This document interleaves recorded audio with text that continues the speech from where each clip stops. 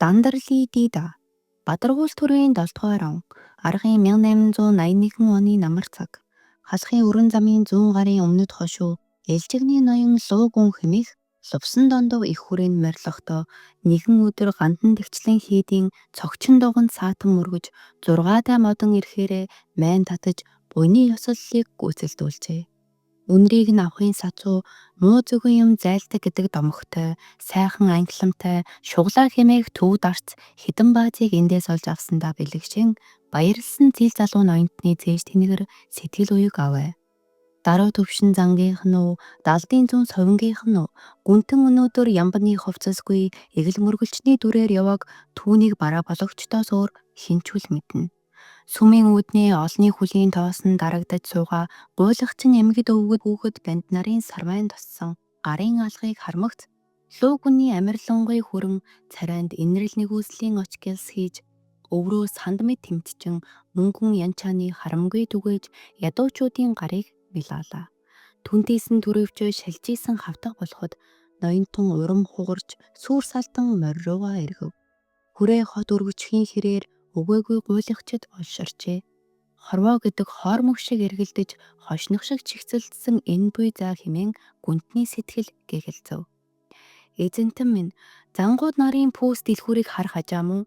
Одоохон хийдтэй айлсхан гэж шадар хаагийнхаа уулга алдахад луугүн толгоогоо өвд татаж ажвал гандангийн динжийн зүүн мөрөгцөг дээр шавааралдсан хоршоо мухалхууд нүдэнд нь өртлөв.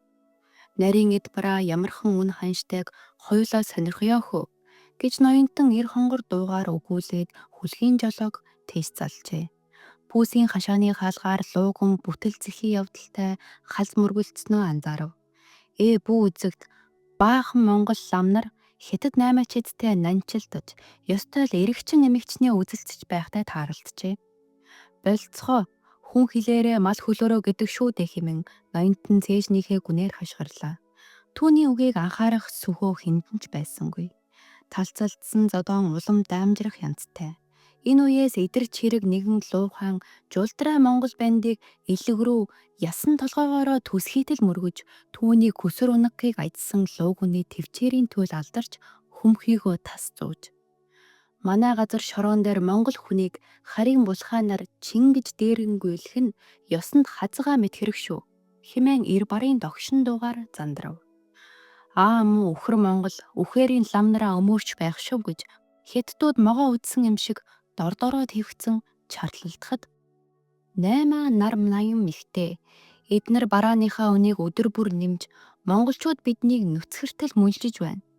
Үүнийг нь хэлэхээр үг сүргэж мань бидэнтэй хэрэлдээд эцтэй нударгалцаж байгаа царай нэндэ гэж хижээлдүүл амхай гомдлолоод нүдээ улаанаар эргэлдүүлэн луугны зүг ёж тойхон ирмэлээ. Эвцэгтэй мөчөд эвтэй шийдэл сонгож чаддаг бэлгүүн ирэмтэйг үнтэн зангидсан хөмсгөө сүртэйе нумруулан дандарлидида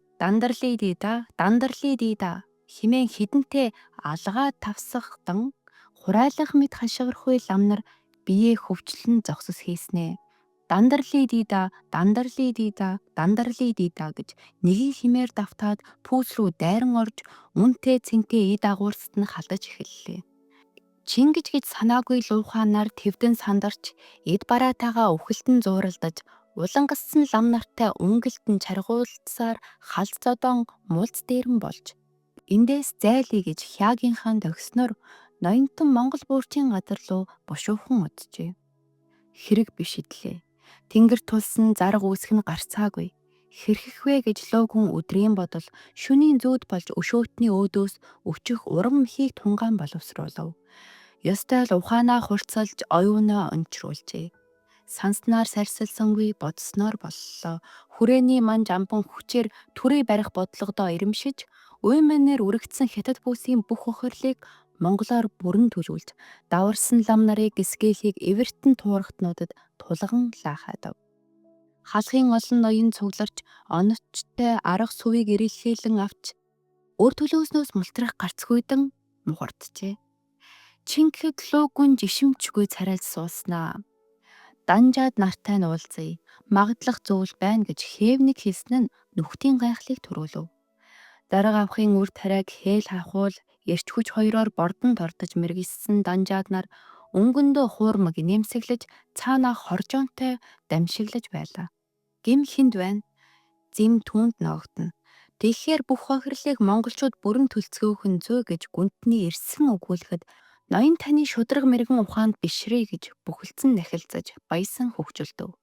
Тэдний хөөрсөн сэтгэлийн цалхиаг мэдэрсэн гүнтэн дууныхаа өнгийг урдаас улам ээлдэг зөөлөн болгож альва харыг арилгахын тулд түүний үндсийг таслах учиртай гэж зөвлөх аястай хэлтэл нөгөөдүүл нь яг тийм гэж шулганалтлаа. Байн цумаа харуухь нөхцөлд бүрдмэгц луугун хоолоогоо засас хийснэ. Цаашид ийм хэрэг дахин гарч болцсошгүй. Үүний гол шалтгаан нь гандан хүрээ хоёрын хооронд хятад бүсүүд суурьшснаас болжээ. Амбаны тушаалаар анхлан байгуулсан 8 хот бий шүү дээ. Тиймээс энэ олон бүсийн 7 хоногийн дотор 8 хот руу бутаа нүүлгэе. Лам нарын тарьсан хохирлыг ч мөн 7 хоногт барагдуул сугай гэж дончтойхон өгүүлээд өрсөлдөгчийн үчгийг хүлээзнэ. Хятадуудын царайнаас баясал улмургүй арилж юмаа ер нь төлөвлөхөө болио. 8 хот руу нүүлэхгүй байхыг болгооно хэмээн уруул дэвсэн гуйваа. Тэр цээжиндээ түй хэмээн нүдэмж авсан биз. Пүүсүүдийг нүүлгэх заатал лам нарын үүсгэсэн хохирлын төлбөрөөс олон дахин давхыг данжаад нар хэрсүү ухаандаа төсөөлөд орхижээ. Луугүнг даржин Монголоо хамгаалсан давхар өмхий санаатай гайхал ландармын садан гэж луухаанаар зэвүүцсэн бол лам нар дөрвөлжин бурам шиг сайхан ноён альж талаас нь долоосон амттайг ян өнцөгтэй үгтэй үлцэгтэй ачтан хэмээн биширч түүнийг гар дээрээ жуудслан өргөж хүндэтгэл үзүүлээд дандарлий дийда гэж хідэнтэй давтан хөгжилдөн инээлтгэд 8 хидтууд үргэсэн зээр шиг хумгүй зүхтаасан ажээ. Дандарлий дийда гэсэн энэ үг хидтуудын зүрхэнд шар ус хуруулжээ.